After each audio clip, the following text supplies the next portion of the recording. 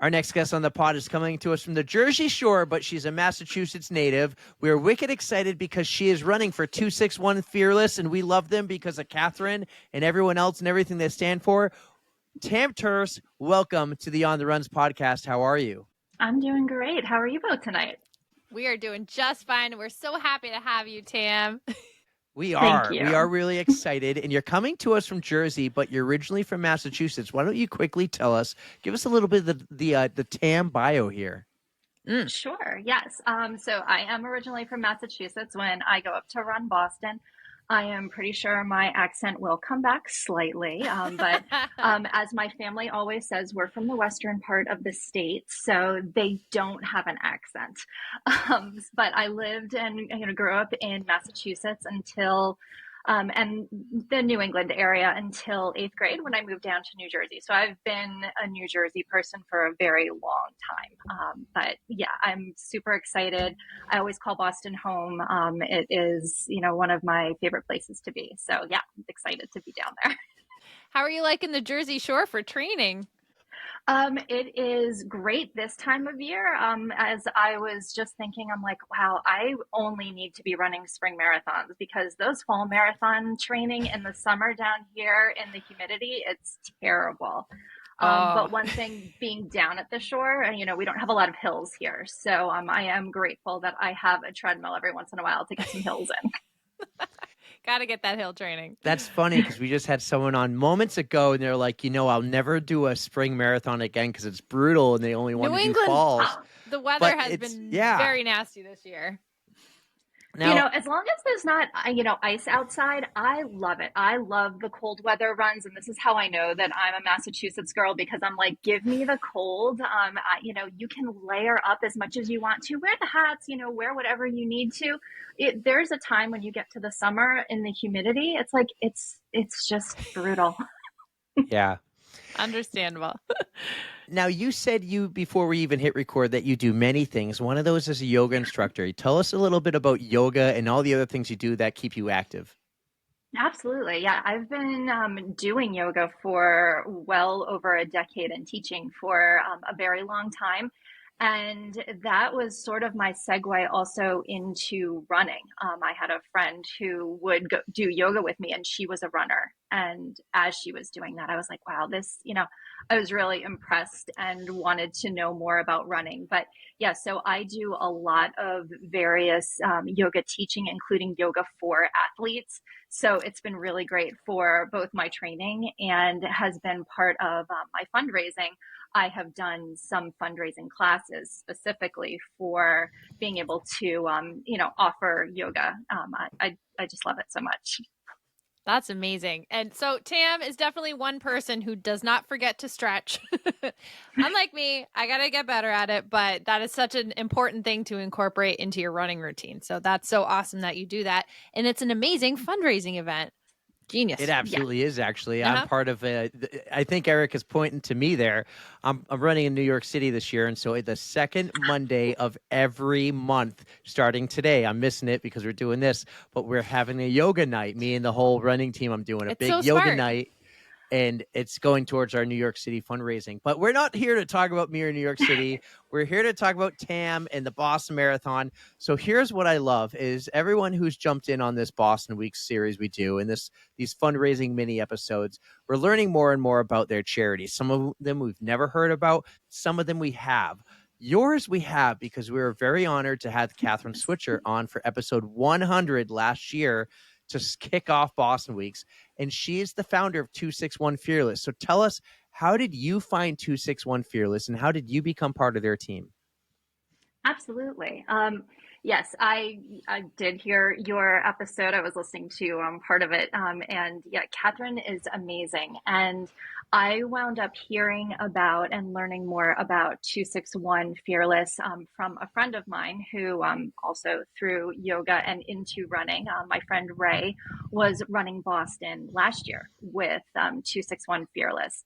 So, of course, seeing her social posts as we do, I've just started learning a little bit more and a little bit more. And randomly in Spotify, there were audiobooks, and I saw that Catherine's autobiography was there. And I was like, I want to listen to it. And then as soon as I listened to it, I knew I wanted to run Boston for a very long time. And I really wanted to run it this year because I'm turning 50, and it was one of my goals to run it before I turned 50.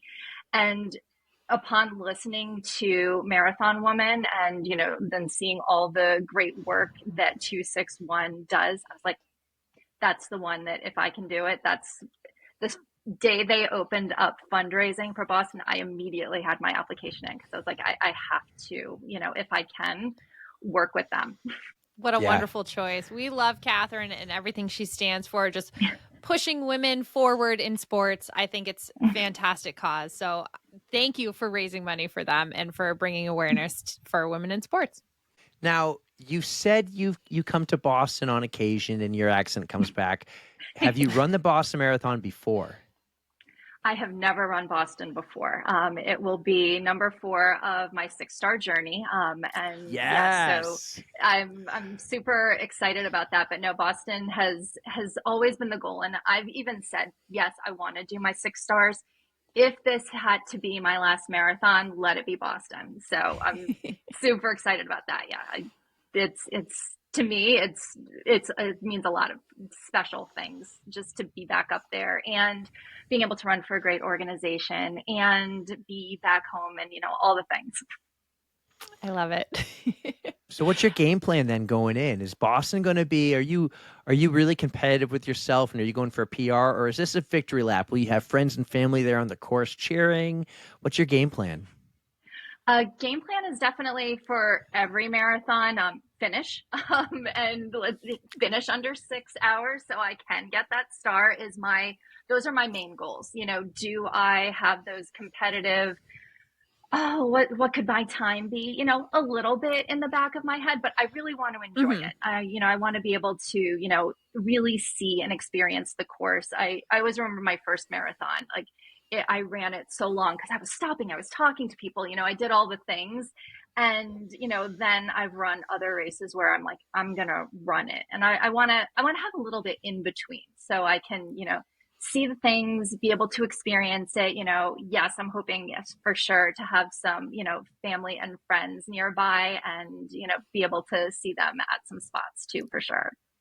Awesome. Well, just know that you'll have a couple of friends at mile 19 waiting to cheer you on, Excellent. Perhaps having a snack or a drink for you.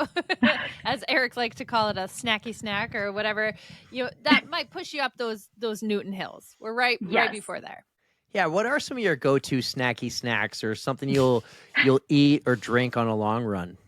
I love when I have some friends. I've done New York a couple times, and they have a spot. And Eric, I will tell you all about it. They will. It's the Last Dam Bridge Brigade, and they always have snacks there. And yes, my request is always Swedish fish. I usually don't carry them on me when I'm running, but if I see them, I'm super excited to get those. I'm more of at the end of the race, I have very specific, you better have for me Reese's peanut butter cups and a Diet Coke. Ooh. I like the sound of the that? Reese's peanut butter cups, to be honest.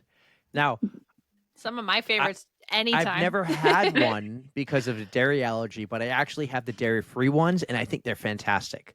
Yeah, excellent. Yeah, they're amazing. It's got the protein, it's got the sugar. It's just it's the perfect little snack. Yeah, they're awesome. So Tam, you got a couple weeks to go. How is fundraising going currently for you? Have you reached your goal? Do you have any events coming up? I know you're in the Jersey Shore, so that's a little bit of a trip for a lot of us here in New England. But what are you planning on? What are some of your, say, like tips and tricks for fundraising outside of a yoga event? Yeah. So I have, I'm still about 20% to go to my goal, but I still have a month. So I am feeling very confident of that.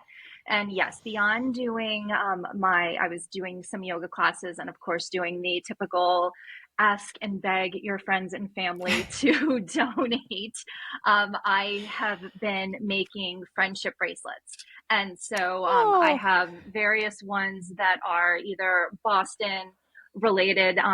Most of them say 261 Boston on them. So if people were giving a specific donation amount, I would send them a friendship bracelet. And there have been some groups and organizations that, I found on, in Facebook groups. And I'm like, hey, if you donate, any amount this week, friendship bracelet thrown in. I love to send them. They're fun to make. I'm going to have a whole armful of them in Boston. I will be handing them out when I'm running. So that might delay me from if I had a PR. But yeah, so those are my final push to the stretch for fundraising for me.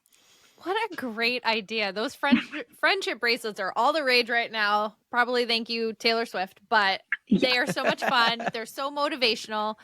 I mean, and everybody loves them. And I hope you make many friends out on that course, giving out your friendship bracelets. I think it'll be so much fun. Yeah, just enjoy the whole thing. And hopefully, I just hope it goes well for you. Whatever your goal ends up being, I hope it's just a ton of fun. Thank you. It's, just being up there is, and like I said, that will be it. I've always, I've run 14, 15, I don't remember. And that sounds obnoxious to say, I don't remember how many marathons I've run.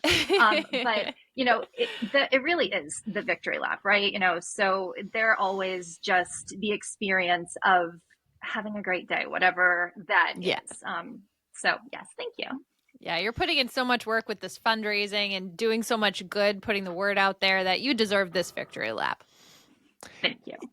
Yeah, and back to fundraising real quick, 261 Fearless. How close are you working with 261 Fearless throughout this process? Like, is there a team of all the Boston runners? Do you communicate? Is there a group chat, or do they work with you outside of this and saying, hey, Tam, try this, or hey, Tam, we're hosting an event? How is the whole connection between you and 261? Yeah, they're great. We get weekly emails. We have various communications. We have a Facebook group. We've got our WhatsApp chats. There are calls. We'll have a team meeting when we get up into Boston. They have various resources. They're really accessible if you have questions and things. And for me personally, as I said, I've just been so taken with this organization. Also, one of the other things I do, I'm a trained running coach. So I have actually applied to the process for them to be a coach on their team too. So how yeah, cool. it's a really just great group of people. And, so they've been really super supportive and fun. That's so I'm awesome. looking forward to our team, like getting together personally when we're up in Boston and all being able to hang out together. Absolutely. Yeah, you guys have such a close connection. I think that's great. Yeah, that's awesome. That's great. That's great to see the teams do this and everything, and they bring everyone together. Especially, it's cool when you have all those group chats and you only know someone through a name in a chat, and then you get to meet in person at the event. Like, that's super awesome. Yeah, I'm like I said, it'll be great. So how has your training been going? Do you train with anybody, any run clubs, anybody down in the Jersey Shore? I don't. I typically run by myself. I am an early morning person, so sometimes it's hard, to get a lot of motivation for getting up and out early. I actually just did yesterday one of my 20 milers, so a little challenging with the time change too, but otherwise. I didn't even think of that. Wow, man. Yeah, that's been challenging here too, just in general. Yeah. So early morning runners. But my training's been going well. And we haven't had, the winter hasn't been too bad. And, I'm lucky enough that when I need to, I do have a treadmill, to be able to get that in. And, I've having run marathons before too, it really is just about, some time on my feet. And, if, that's always the challenge, right? Hey, can you do it? Especially that first one. So once you get that under your belt, it's like, you know what? Yeah, you can do it. You just got to, stay in whatever fitness feels like to you without overdoing it. Yeah. Exactly. Well, hey, I have a feeling you're going to crush it. You're going to get well within that 6 hours. You're going to enjoy Boston. You're going to get your 4th star, 2 to go. What are the other 2 you have to do before you have to do 7, 8, and 9? And yeah, I don't know that I'm sticking with the OG 6 at least for right now. And so yes, after I complete Boston, I have Tokyo, and London left. Very nice. Is there any game plan right now, or is it just get through Boston and then think about that later? It's funny you should ask. I really thought it was going to be okay. I want to get Tokyo in and then leave London for last because, hey, if I've got some friends who want to go, and then I was like, no, now I'm feeling like I want to do London first now. So, but whichever one showed up, I would not say no. There you go. Nice. And And again, would you super excited that there's springtime ones because now I am all about the springtime marathon. Yeah, especially on the Jersey Shore. Yeah. Now, would you try to run for 261 Fearless for those marathons too? I might. I mean, we'll see how it goes. And again, people run at various ages, and I am very lucky, knock on some wood right now, that I have been feeling healthy, feeling good. But I'm also very aware that at 50 years old, I'm gonna need to see, hey, how are the marathons feeling? How are the hips feeling? How are the knees feeling? But so we'll get through Boston, and then then we'll see what I can do with 261 for sure. Well, Amazing. I think you're going to crush it. I can't wait. Thank you. Please, if you have time, stop at mile 19, and we got the Swedish fish, and we'll have whatever you need. Maybe we'll even have some peanut butter Reese's cups for you to throw in your pocket for the finish line. Yeah. Amazing. I'll have friendship bracelets for you then, for sure. Oh, that would be so cool. Sweet. So, last question, going back to the very first thing you told us, you're originally from Western Mass. Do you happen to be from North Adams? No. Okay. I'm I spent many times in North Adams, so I was thinking, oh, maybe you're from the same area my mom grew up in Western Mass, but it was a long shot. There's a lot of Western Mass out there. So there is. Yeah, no, I'm originally from Westfield, Massachusetts.